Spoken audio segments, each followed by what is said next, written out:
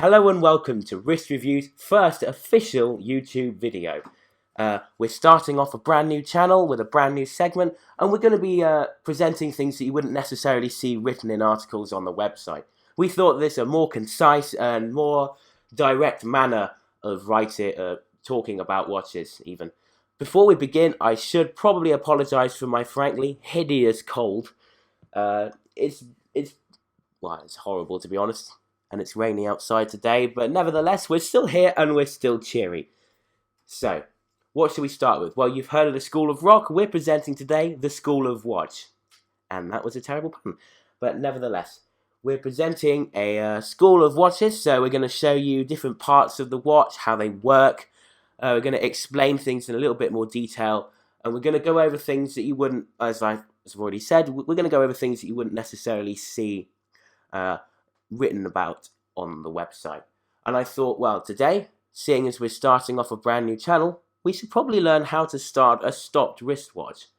If you're new to mechanical wristwatches and you have a manual wind watch, then this one is probably something you should pay a little bit of attention to. Obviously, you've got an automatic watch, you're probably used to putting it on a winder, but you can always forget. This one is stopped, but that's because I've left it off the winder while I'm road testing another watch, which you'll see on the website soon. Okay, so why is the watch stopped? The watch is stopped because there isn't enough power left in the barrels, which holds the springs which store the energy. There isn't enough power inside the barrels to keep the watch running. Because the watch hasn't been wound up in a while, and because it's an automatic and hasn't been worn in this case, there isn't enough go juice in the tank, shall we say. So we need to start it. There is a more unconventional and I'd say riskier approach to this, which is it's just similar to if you were going to bump start a car down a hill. Obviously, a fine wristwatch is going to be a little bit more delicate than a big diesel-powered car. So, you can do that, but do it at your own risk. I just also say before we begin that you should always check the manual that came with your watch. That will have the detailed instructions specific to your timepiece. This is a general guide on how to do it. Let's begin. Okay, so the first thing I have to do is unscrew the crown on the watch, like so. Again, your watch's manual will tell you whether you need to do this. If your watch doesn't have a screw down crown, then this may not be necessary. It usually just winds straight from the go. There's obviously the watch is now set and ready to wind. The crown is in position 1. Position 1 for the Omega in-house caliber 8500 is directional winding, so you can wind it in one way. I can't remember which way it is. And that's it. You can't do anything else on this setting. Pull it out to position 2 and you can adjust the hour hand, which is a quick set. And then it also allows you to adjust the date. And position 3 hacks the movement, which stops it from running, so you can adjust the minutes in a precise manner. But we don't need that. We're just going to get the watch going first. So we're not going to shake it. We're just going to give it a few winds. So with this, you want to give it 10 to 15 winds, and we'll see. I just got to see which way it is. Right, okay, so with this one it's up, so just 4, 5, 6.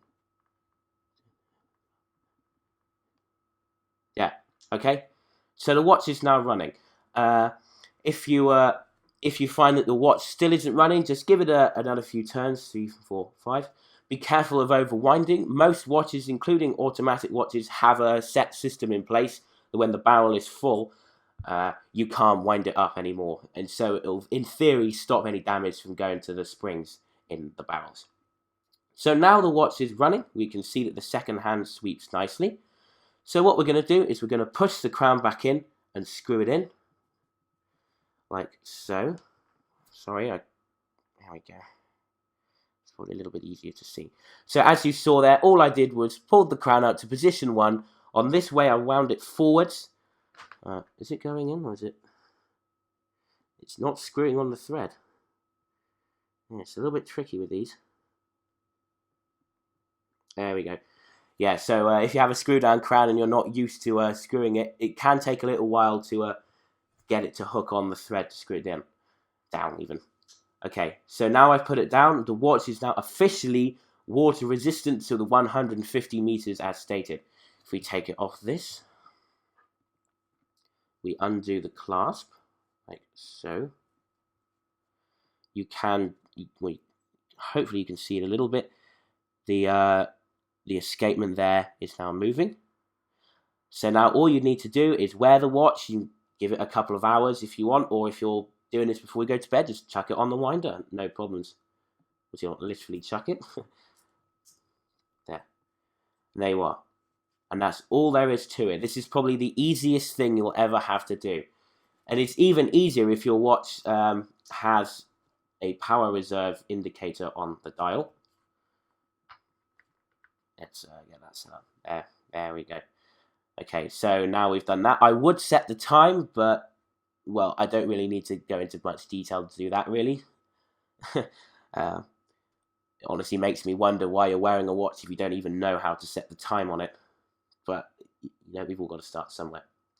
And that's it. That's really all there is to it. Just, if you've got a manually wound watch, you'll have to wind it all the way. If you've got an automatic watch, you only need to give it a few turns. I gave it 15 and then an extra 5 just for good luck.